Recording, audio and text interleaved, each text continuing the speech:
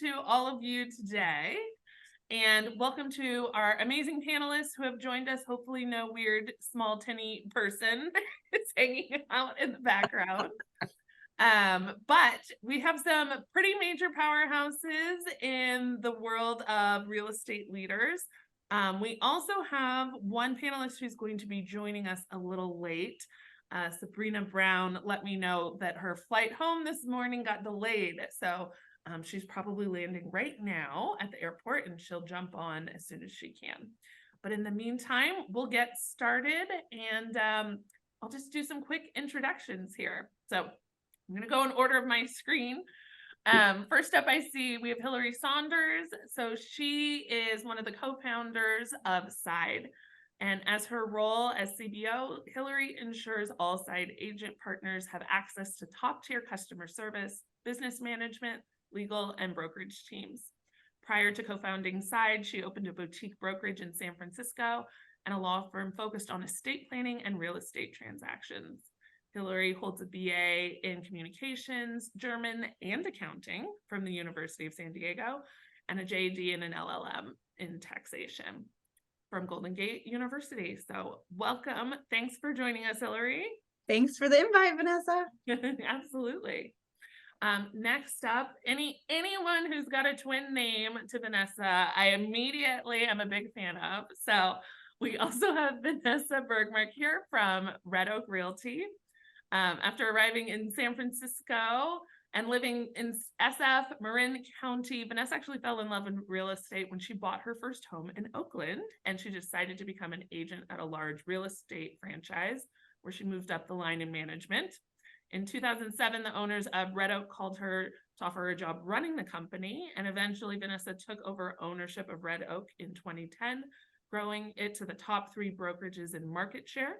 In 2019, she acquired the locally owned independent Marvin Gardens Real Estate, adding 4 additional offices and 70 agents, moving Red Oak to the status of the largest independent brokerage in the East Bay. She leads the company today as owner and CEO, where she continues to thrive and spends a substantial amount of time touring the nation to speak about real estate and women in leadership, just like today. Thank you, Vanessa, for joining us. Thank you. Next up, we have Nancy Robertson from Christie's Real Estate. So she is also a local girl, born and raised in the heart of Silicon Valley, Cupertino.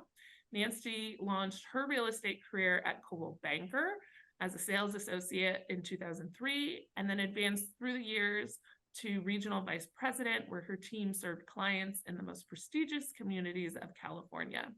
Her role with Coldwell Banker included oversight of 27 offices and nearly 2,000 independent agents in Silicon Valley, Monterey Bay, and Peninsula regions. In 2020, Nancy joined Corcoran Global Living as the Chief Growth Officer and President of Northern California for the fastest growing real estate company. And then in 2022, new opportunities brought her to join the dynamic leadership team, where she is now at Christie's International Real Estate, Sabrina. She's the Vice President of Sales. And in this capacity, she plays a crucial role in supporting existing leadership team with continued company and agent growth, rooted in building infrastructure, technology platforms, and the support of agent recruiting and retention. And last but not least, our jet setter, Sabrina Brown, who's going to be joining us shortly. She is a real estate broker, speaker, and trainer with over 16 years of experience in real estate. She's also the founder of Brown & Brown Real Estate in Fresno, a boutique brokerage emphasizing fair housing and first-time home ownership. Sabrina has become one of the area's most trusted real estate professionals. She offers numerous training sessions and workshops to teach other industry leaders on the importance of diversity and fair housing in the real estate industry. She's also a certified trainer for National Association at Home with Diversity course and the implicit bias course called Bias Override. So a really great group of ladies today. And I think that we might just jump right into it and start off with a question about perhaps how it all began. So let's see. Vanessa, I think you gave us a little sneak peek in your bio, but if I might start with you. So how did you become a leader in your office? And then how did it come to be that you eventually owned Red Oak Real Estate? Okay, well, I started as an agent, right? And I think it's probably where a lot of women in the industry or anyone watching this right now, that's usually the entry in, right? Like you come in, you start as an agent, you're running your sales, and maybe you're running a team, and then you maybe start a brokerage alongside of that. But I came in, started at Keller Williams, had a great successful first year, and then was tapped on the shoulder to get into a leadership position. I was doing a lot of mentoring, and what I really like secretly or not so secretly liked, I really loved the teaching aspect. I loved the refining of it. I loved having other people, have success stories, and I actually liked that more than the sales. And I think that was seen in the company. And then they asked me to get into leadership. I got into leadership. I loved aspects of it. But I just kept kind of running with it. And one of the things I held was that, you sometimes get these opportunities to try something new, but if you can't stand them, you could always go back. Or if they weren't a fit, you could always go back.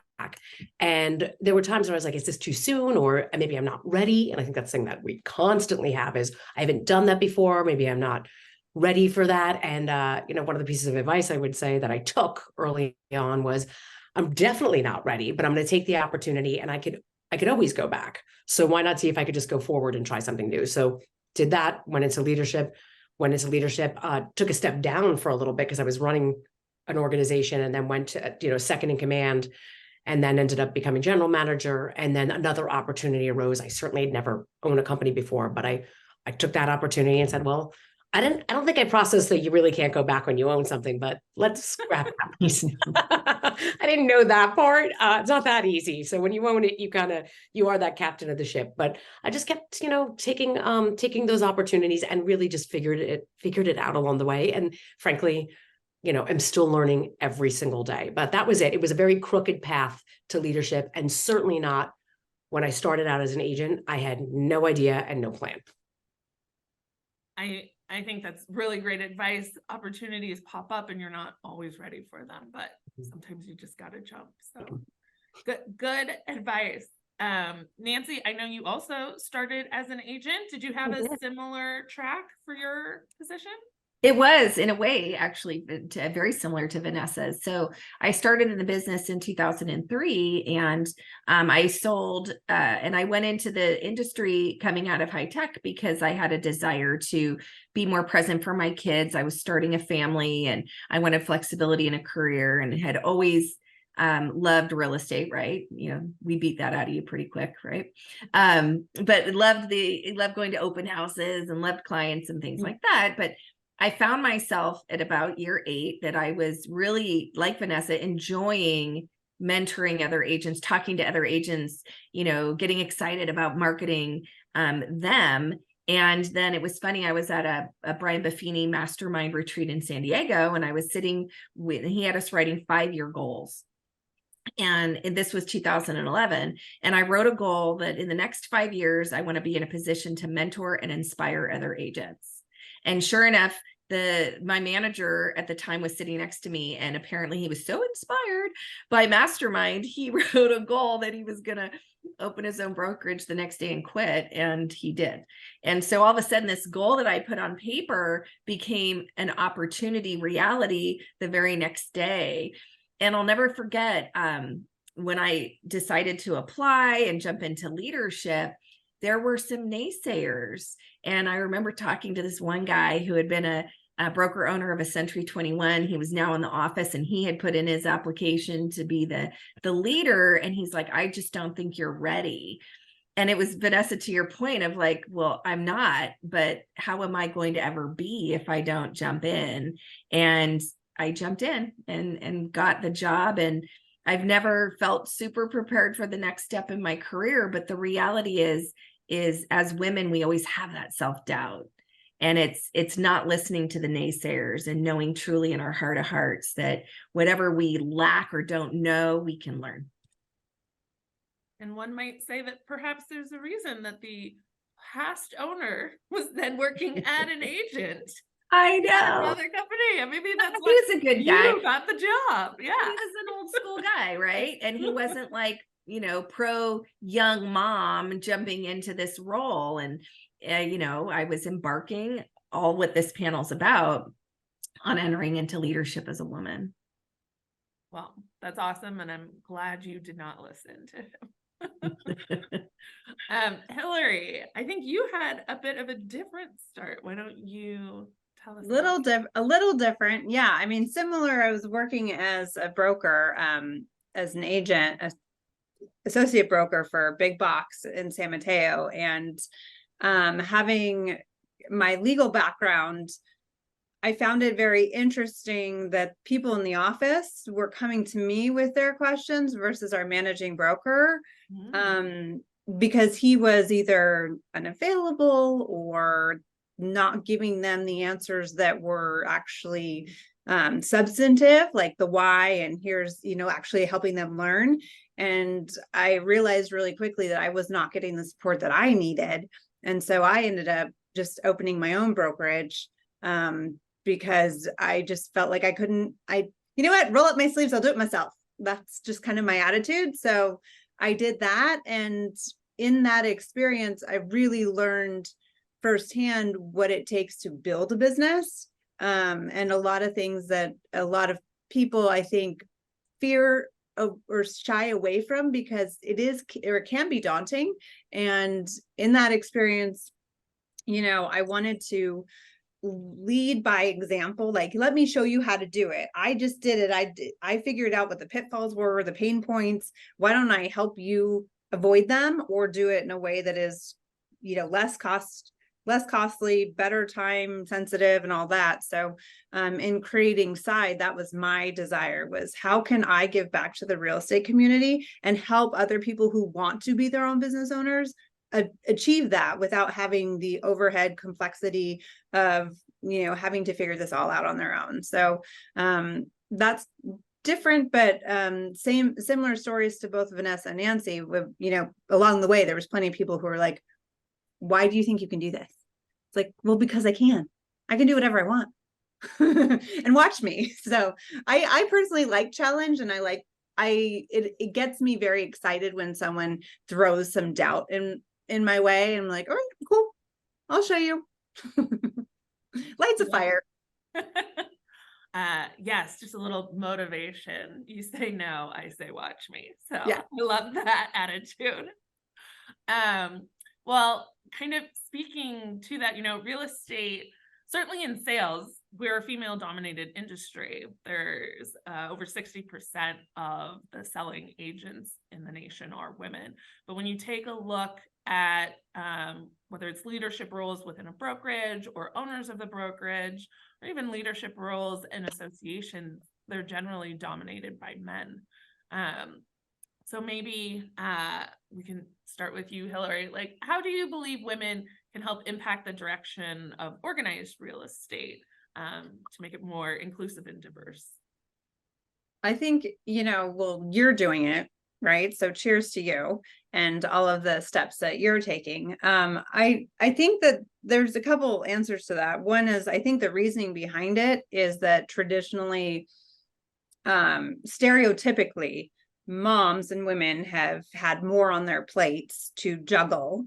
I will say majority, that's obviously not the case for everybody, but there's so much on their plates that they just haven't had the confidence that they can take that next leadership level or that ownership level because of the responsibility that they have, or they feel that they have. But there is a way to incorporate. I mean, I think the four of us anyway live and breathe real estate. We love it. It's part of our lives. This is not a job. I'll speak for myself. This is my life. I love it. And so if that is truly your passion, then there is a way to get to that leadership level. If that's what you love to do, if you consider it a job, don't do it.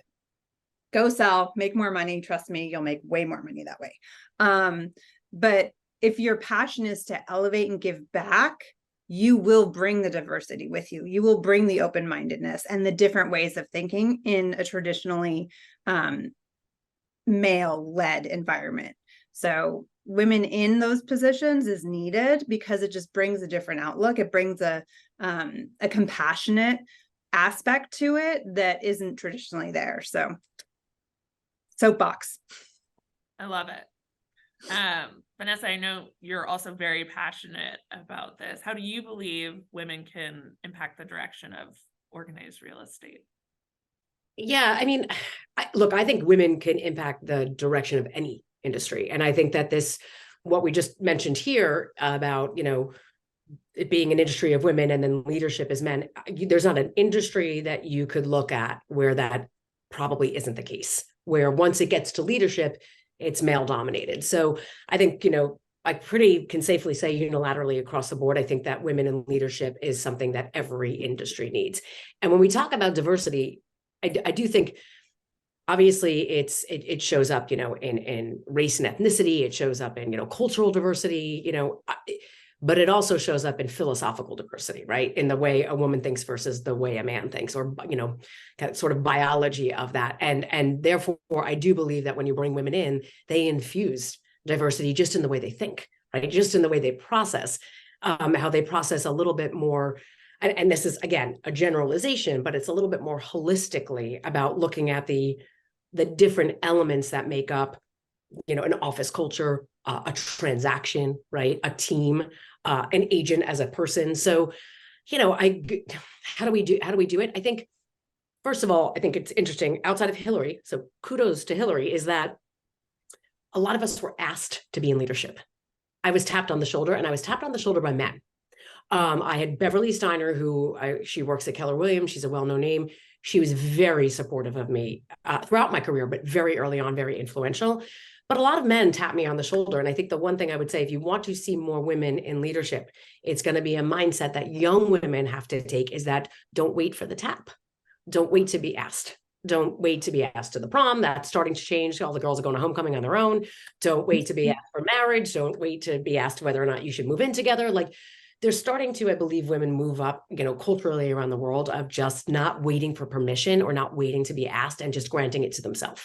And I am confident that's already underway. So you're going to see a lot more women that just are like, I started in leadership. I walked in and I opened up my own brokerage, or I put together my own team and I did it. And I always have to say, because I hear it a lot, like, you didn't earn your chops, right? You didn't do that. Let's stop that.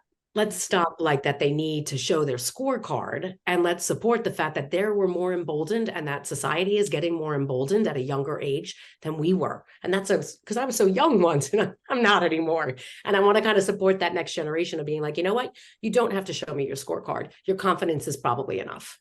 So that's how I think we're going to see them showing up next. Absolutely. And I love that. And yes, shoulder tapping is so important. I think this story that I tell people often, which is funny and true, the very first leadership position I was offered, after it was presented to me, the first thing I said was, am I qualified for it? Which obviously, don't ever say that. If anyone offers you can think it. Just maybe talk to your mom about that. Yeah. She'll tell you are. But yeah, tapping on the shoulder is such a big deal. And maybe building on that theme, Nancy, like, do you have any strategies that you have used to create opportunities for other women to take the lead in their real estate businesses? Well, I think exactly, Vanessa hit the nail on the head when she said, don't wait to be asked, right? And I think that we as women, we're concerned we're not qualified enough, or we're not going to do a good job, and we're just a little bit hesitant to take that leap until somebody, asks us to dance, asks us to prom, right, Vanessa?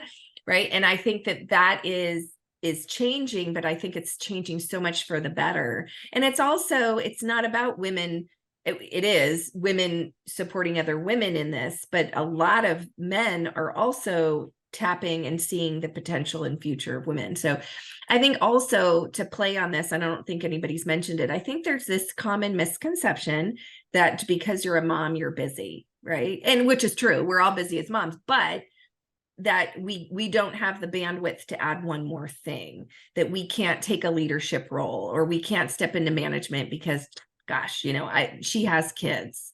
And when it's really sometimes the best people for the job are those that are busiest, right? That they are a get stuff done kind of person. And, I got into leadership when my kids were at a pretty critical younger age, and I made it work, right? I worked and wove them into the business. I made those things work. And I think that that's just the message that women need to hear today is there's no reason you can't step forward just because you're a busy mom, right? You have the bandwidth to be able to, and quite honestly, I have felt very proud, and my kids have too, of watching the different leadership roles I have taken. I felt like I have been a good role model to them, right? That, hey, you're multidimensional, right? You can not only be a leader, but you can support your association and be involved in organized real estate and make an impact in the profession that you've chosen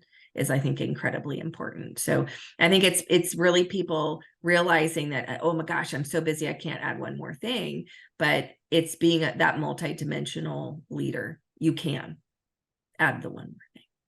Yeah, so important. And I also think the mindset of almost not adding to the fact that someone might be a mother, there are right. dads out there, no one ever thinks about it when they're interviewing for a job. Often Right. the question only comes up if it's a woman who's up for the job. As the generations are, rethinking so much of the old patriarchy, it's also important, I think, to like pay attention to just a really qualified person. Right. There to step up. Yeah.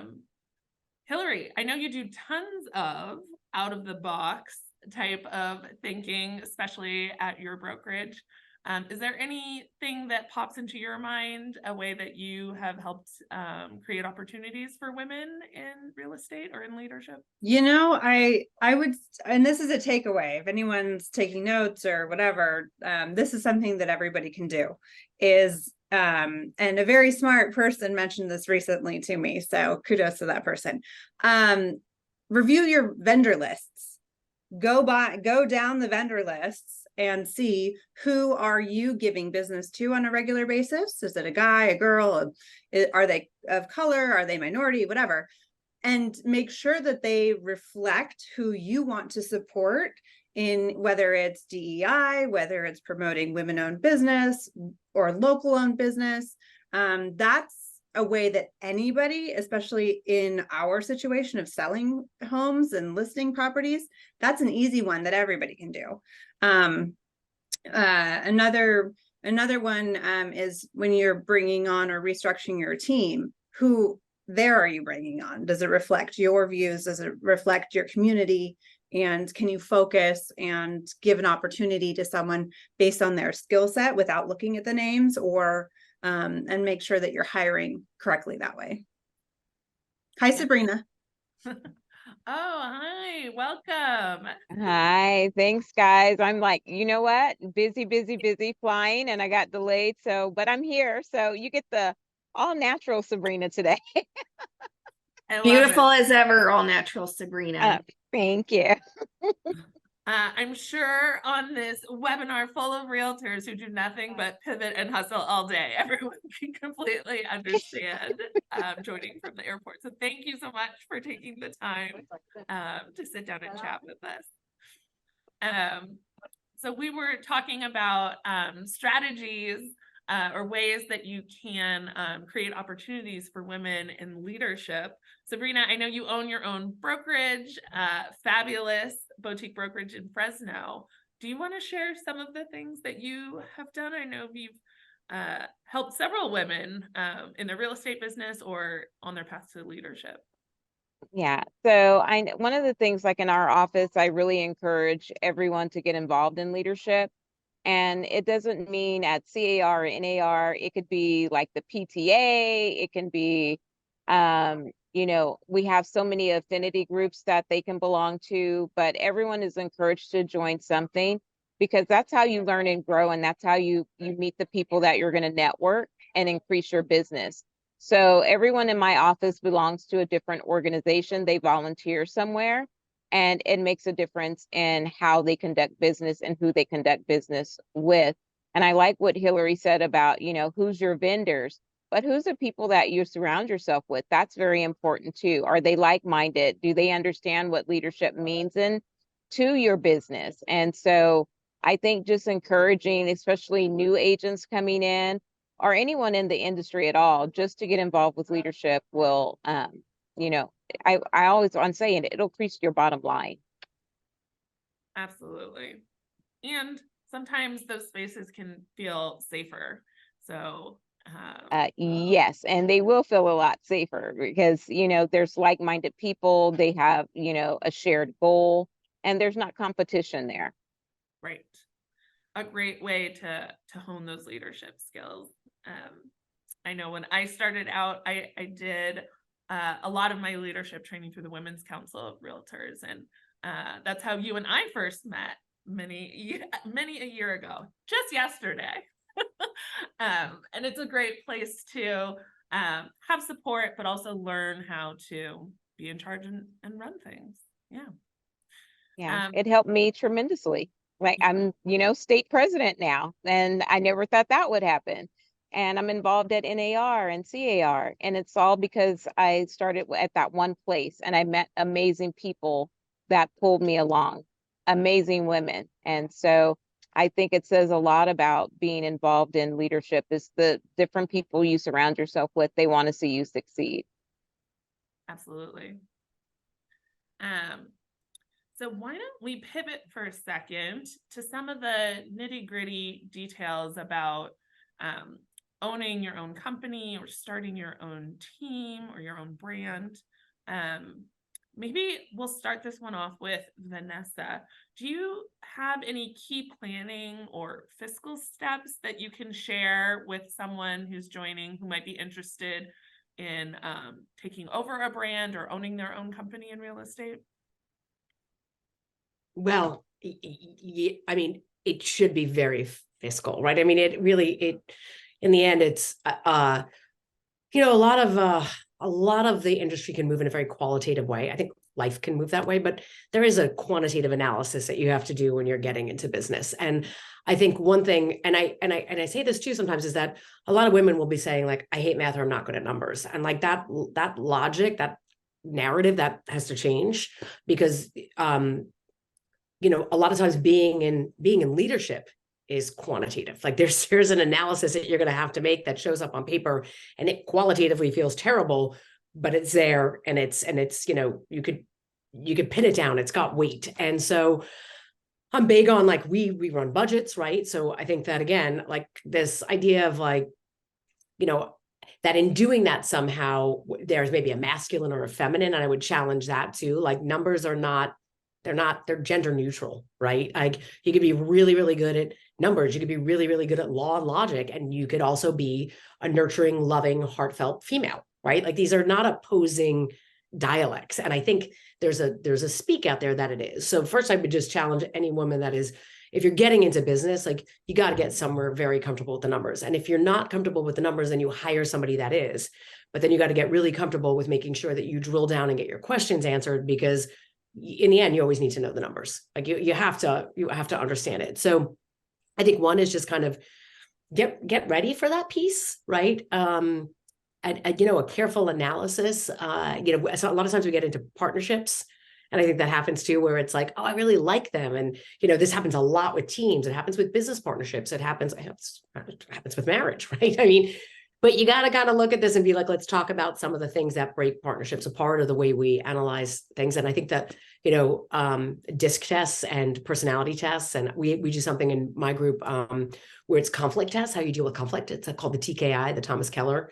I think it's Thomas Keller Institute. It's an analysis of how you deal with conflict. And either, you're an accommodator, or you're someone that, kind of hides away, and there's no right or wrong. They're just the is of what you do.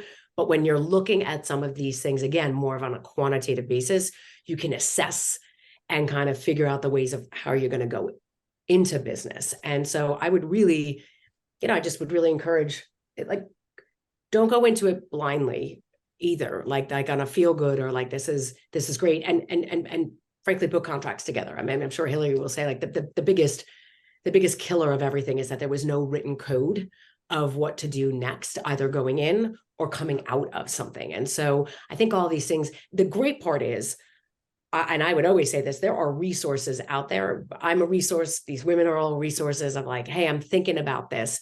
What are some of the pitfalls? Because there's a lot of really lovely opportunities, and there's going to be plenty in this market, right? We've got a market right now where M&As are on the rise and things are falling apart. People are just exhausted of like, I've been doing this for 30 years. I want out. Like, there's great opportunity there. By all means, take a hold of that opportunity, but assess carefully at the same time and rely on that other tribe of women. I have learned so much more from failing miserably.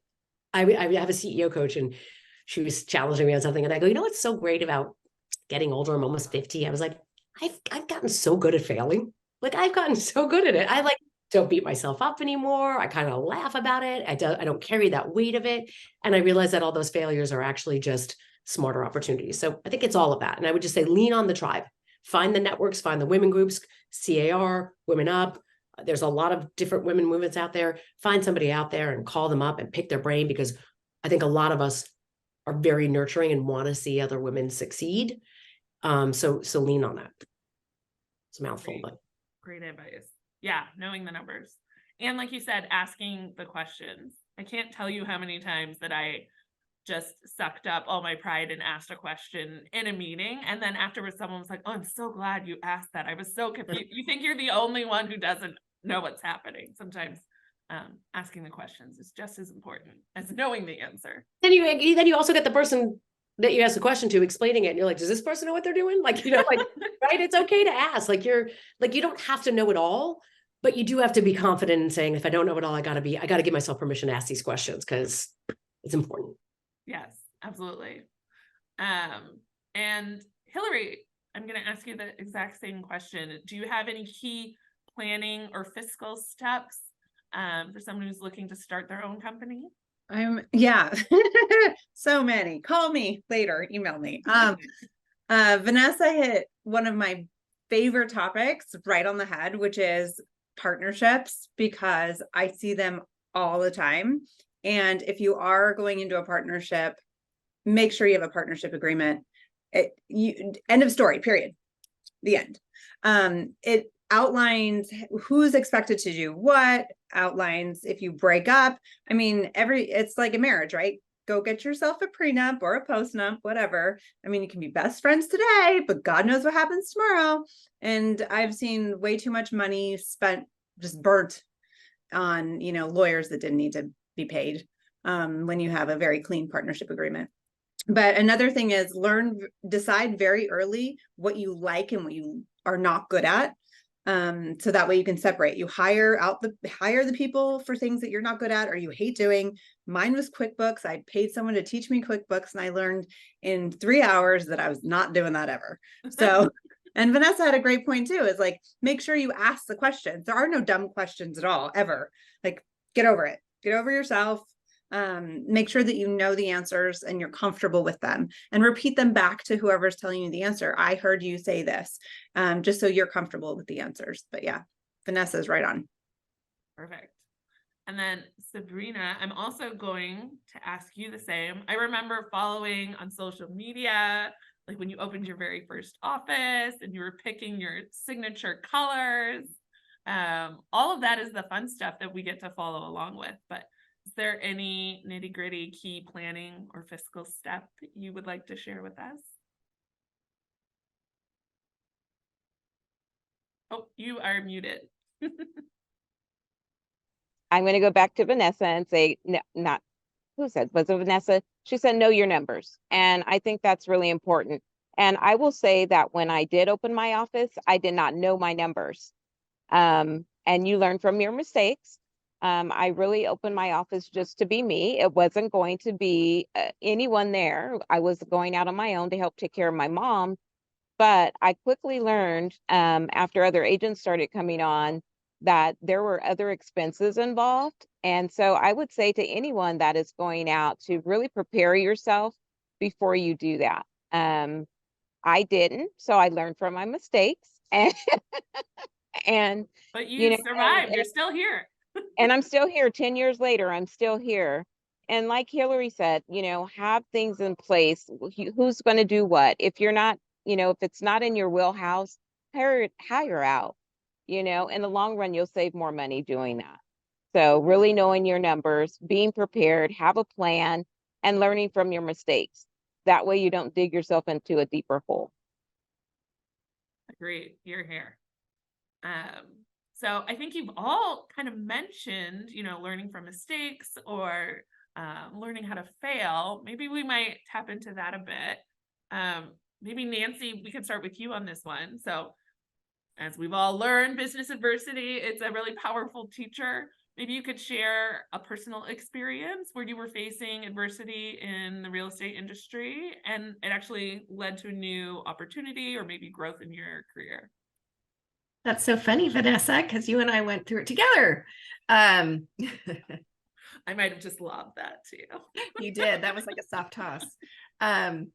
So, I've had the pleasure to be at 3 different companies, and I certainly have had my fair share of incredible opportunity, but it's not all roses and sunshine. And there's times that you're not feeling it, that you are not in alignment with your values, and opportunities present themselves to move on. And I think one of the key messages I have for people today is don't be afraid to move on when you're not feeling like you're in alignment with the company you're with or the leadership that you're with, that it's okay to take a step out and to look for something different. And I think that many people get very brainwashed into believing that I bleed this company is the only company out there, and therefore they don't, we don't want to go to the competition or be with the competition, or we don't, right? And that's a false narrative, because the reality is there's a lot of really great companies out there. One of the best things I did when leaving a company is I actually hired a coach. I hired a coach that was inside of our industry, that knew the industry, knew players, knew all those things, but could give me advice from a fresh outside perspective. And that helped tremendously to have the courage to make a decision to leave. And so, yes, I left I was with Coldwell Banker for 17 years, had the courage to depart, went and started with Corcoran. And that was not in alignment either, and had some real challenges. And one of the best things I think I did, aside from hiring the coach, is when I finally landed at Christie's Sereno, this was a group of leaders that I had known for a really long time, but that I had competed with for a very long time. But it's also to remember that we're all in this business together, and to always keep those people that we perceive as the competition, keep it professional, and keep a good relationship there. So when there are times when all of a sudden you're on the market again, right, that you can lean in and build that bridge with those quote competitors that are now partners. So it's staying friendly with the competition, I think, is so incredibly important. And not just like, okay, at some point maybe I'll be there, but I think it's that in general, right? I think there's far too many people in our business that get so competitive, and we're the competitive drive, when in actuality, this has to be looked at as a collaboration. Whether you're a listing agent or a buyer's agent, you're all trying to get this transaction over the goal line, right, to success. And I think that's the key takeaway when you're feeling adversity. It's to look for collaboration. Truly. Great words of advice. Yeah, real estate is a small community. Yes, it is. Travels. So you want the words that are traveling to be positive about you and you do. how you interact with people. Yeah. How about you, Hilary? Do you have any a fail that turned into an opportunity, or a lesson learned you wanted to share with us? I think it like embrace failure, but I think a lesson learned, honestly, the smartest thing that somebody told me early on in creating Side was, I think most people have a sense of security in what they're comfortable doing, and they may not want to give up control or doing certain tasks because they either are very good at it, consider themselves very good at it, or very comfortable. And one thing that somebody told me was replace yourself every 6 months. If you're owning an organization, or if you're building an organization, create the systems and the processes, and then hand it off to the next person, and find yourself going, and it'll continuously get you into a bigger and better role, or a more challenging role. So if you can replace yourself every 6 months, whether that's bring on a buyer's agent and give your buyers to that person, or whatever it is, if it's your marketing, create your systems, hand it off to a marketing person. That way, then you are constantly growing. So that would be my advice. I love that. I haven't heard that one before. Replace yourself. I'm taking notes myself. Replace yourself every 6 months. Okay, so I think I'll pivot a little bit. Why don't we talk? We have such good networkers on this panel today. Vanessa, why don't we start with you? Definitely someone I would consider a world-class professional networker. So obviously our connections play such a crucial role in our success and in our industry, but maybe you could kind of tell us, or especially for someone who maybe is only doing sales and just thinking about going into leadership, how you kind of built and leveraged your network to help you rise up in leadership in the real estate industry. Yeah, well, I think the interesting thing is our network is already a very, breathing, powerful community. And sometimes we feel like, I think there's a common belief of like, oh, I've got to get into another network. My sphere doesn't supply this. And they do, right? So it's analyzing like who in my network, like when somebody asks you, like, do you have a plumber? And you're like, of course, or this, or especially real estate agents, right? But like, there's always someone in there. So it's asking yourself that question of not looking out and being like, wow, how did they get so connected to all these people? But like, where is my first step in connections within what I already have? And then as you start to source them and you start to analyze where they are, you realize each person is bringing you to another step, right? And I think a lot of times when I've asked for help or when I've asked for feedback, I have started that ask with, I'm hoping you could help me, or I'm thinking you might be able to if you don't have the time or whatnot. Perhaps you know someone that would. So I always would give that person an out of if they're like, and a lot of times it's like they're really, really, really busy and they're not available. But I am constantly surprised to this day at how much people are willing to help other people, right? I'm stunned. I have a CEO group that I rely on really heavily, and I had moved over and pivoted into another arena that I'm exploring. That is not really super related to real estate, and it felt a little bit weird to be like, I'm looking at this thing, and the amount of connections they handed me in one simple ask was absolutely, it was almost too much. I was like, oh my God, and I think that's the thing that constantly surprises me is like, ask and you actually shall receive, and you get like an abundance of it. So completely just ask at every conference you go to, everything that you do, like have a goal of at least one takeaway, at least one new lunch with someone, or coffee or a glass of wine or whatever your beverage of choice is with a new person.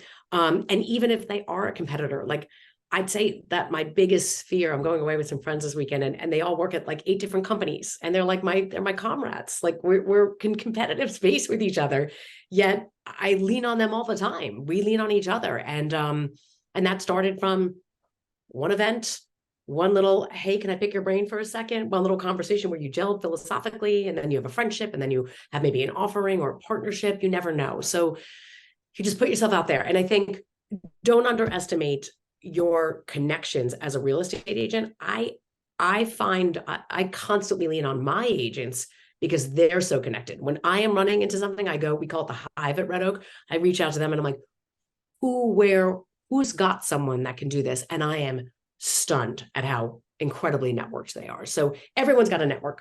Everyone's got one. So even if you just moved to town, you've got a network. Tap into it. Perfect. I love the hive. That's a cool name for your agent group. let's see, Sabrina, you are one of those people, anytime I'm at a conference and I see you across the room, I can barely get a word in because everyone else is trying to get a word in and say hello. How did you build up your network, and how are you putting it to work for you to help in leadership? You know what? Being very intentional. I used to go and sit in the corner and not talk to anybody, believe it or not. And so now when I go, I like to meet one or two new people, and that's it. And really connect with them and listen to, what they're doing, and, how I can help them, how that we can help each other. And you build that network that way. And then when you do that, they introduce you to people in their network. So you continually are building that network by really being intentional with the people you're talking to, intentional about the conversations you're having, and not just, handing out cards and saying, hi, I'm so happy to meet you, and then walk to the next person.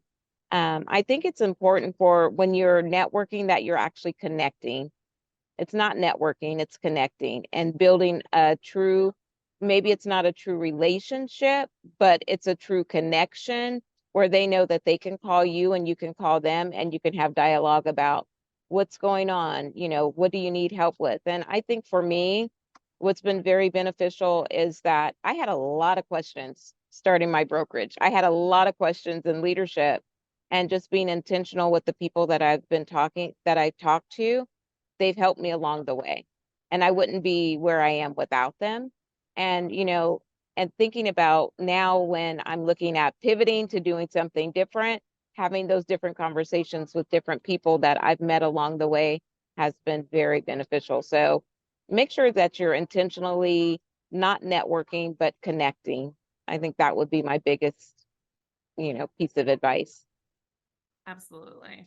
And I love how honest you were that you used to just sit in the corner and listen. Sometimes it's hard, even for someone like all of us, I'm going to assume, are all big talkers. Sometimes you walk into a room and you're just tired and you just want to sit there and half listen and half do email. But being intentional, it really does make a dramatic change. And then you're using your time wisely. So great words of wisdom. So maybe for our last question, which I will pose to all four of you, we'll kind of go out on a fun one here. So if you can imagine yourself at 15 years old, this is something I do in my head all the time. If you were to meet your 15-year-old self right now, so they're watching you in your life, how do you think that she would react? And what piece of advice would you give her? Is there anyone who wants to jump out? I'll go with that one. I'll take that. My 15-year-old self would say, like, what the heck are you doing? I was like the little quiet child. And so I think I am out there a little bit louder than I ever anticipated I would be. And so I think my 15-year-old self would be proud of me and where I'm going, where I've been, what I've gotten through. And so I would say my 15-year-old self would say, right on, rock on, keep going. You're doing great. Yeah, it's been a journey. It's definitely been a journey, and it has not been sunshine and rainbows. But guess what? I'm here, I'm standing, and I'm surrounded by phenomenal people. Awesome. I'll go. Go for it. I think if I think about my 15-year-old self, I think that my 15-year-old self would be proud, right? I'm a very driven person, and I was even that driven at 15.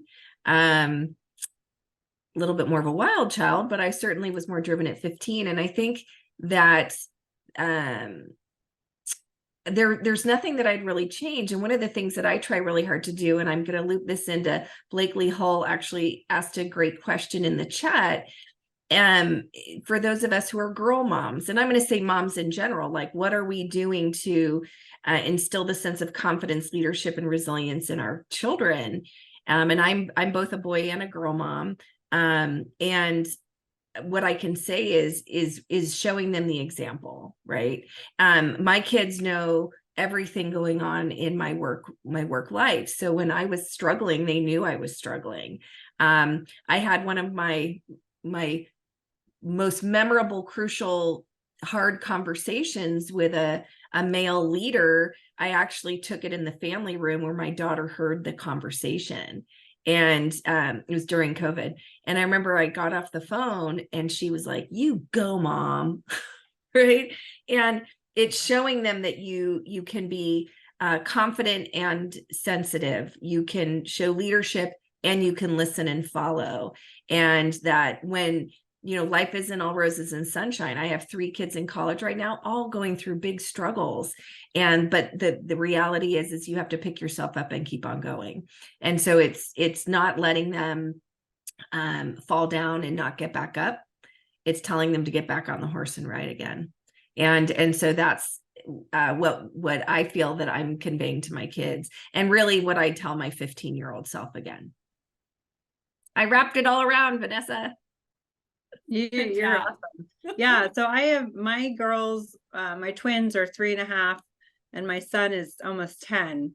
And at 15, I was a state swimming champion. So I'm super competitive. I have crazy drive. But I think what I would tell myself back then, and what I do tell all my kids, is that everything is accomplished one foot in front of the other. No matter if you look at a task or a challenge and it just looks gigantic and you kind of don't know where to start, you just need to move. You need to physically move your body one step and start walking, because that'll get everything flowing. And once the ball is rolling, you will gather momentum, and then you will be able to accomplish anything. I love that. Yeah. Physically move your body. Sometimes it triggers your brain differently too. Yeah. All right, Vanessa. I think of this. I love the movie. I probably all seen it, but it's one of my favorite movies, is Slumdog Millionaire. I don't know if you've ever seen that, but and I love that there's that concept of everything, even if it was bad, happened for a reason to create where you are today. And I just think it's such a beautiful story, because you see these terrible things and you're like, how could that have been a benefit? And then he's at that thing and that's his answer for the question. And I think when I look at my 15-year-old self, I was constantly kicked out of my classes. I spent the majority of time, at least in grammar school, in the hallway. And if you ask my mother, how that was beneficial, or even ask me then in the principal's office, how was it beneficial that you spend half your day in the hallway? Well, I can talk to anybody. I can anyone that walked past me. I was so bored. It didn't matter what grade you were in. If you were on your way to the bathroom, we were having a conversation.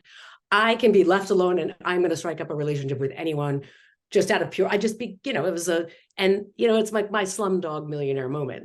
I did not realize why these things were happening or who they would be, but they defined and distilled me down to who I am today. And I was not a great student. I was constantly getting in trouble for defying my teachers or asking, it's just not, academia was not my thing. And then more recently, I just went back and I went back for my master's and just wrapped that up in May. And if you would have told me at 15 that I would go back to law school at, 48 while I was running a company and raising children, I'd be like, no way. But there were things that happened along the way. And I was like, I'm sick of stumbling over these questions. I want to understand legal code. I want to understand constitutional law. I want to know my rights. So all these little things are you just aren't constantly evolving. So your 15-year-old self is actually your 49 or your 70-year-old self. It's all kind of one. You just necessarily haven't gotten there yet. But those little pieces along the way, those little hardships, those little, things. And I tell my kids that all the time. I'm like, who you are right now, what just went down today might be a defining moment, but really potentially in a very positive way. We're a series of our successes and our failures. So my feeling is, let yourself evolve. Don't say, I don't know numbers. Don't say, I'm not a good student. I'm not a great mom. Marriages never work, because they do. If you keep going, right? If you keep trying that, I'm not a good business owner. Yes, you are. Maybe it was the wrong business. So I think it's that thing is just continuously challenge yourself and find those little moments of when it looked like it was not an opportunity at all. And you're holding that story 10, 20 years later, and it was a defining, moment for you and made you who you are, or who, if you're not there yet, you will be. Awesome. I know that whenever I think about this game that I play in my head all the time, I know that my 15-year-old self would be annoyed that I'm not a famous TV or movie star. But I would tell them, like, it's okay. Sometimes I do webinar panels. There you go. That's cute. And I have to say that one of my proudest moments as a mom is when my kids were a little younger and they would play house together. The mom did not cook or clean or do anything in the house. She was on her phone. She was holding her finger up and telling the other kids to wait a minute. She was running things, and I was just like, oh, this makes my heart so happy. Yes. So yeah, just it's your representation, how you know, this is what my kids see. I bring them along to everything. I have pictures of them in listings in every office I've worked in and meetings. Like it's not a secret. They know what I do, they know how hard I work. And I think that's how we're gonna, you know, bring forth the next generation of leaders. So an amazing, amazing conversation today with all of you ladies. Thank you so, so much for spending this hour. And thank you everybody who joined and who was watching or chatting in the chat.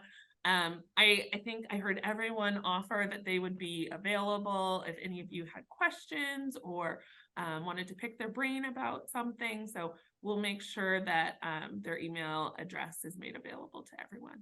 So Thank you, Vanessa. yeah, no Yeah, problem. thank you. This was fun. Thank Thank you. you. Thank you. Great part of our day. Have a good afternoon, everyone, and take care. Thanks. Bye. All right. Bye. Bye.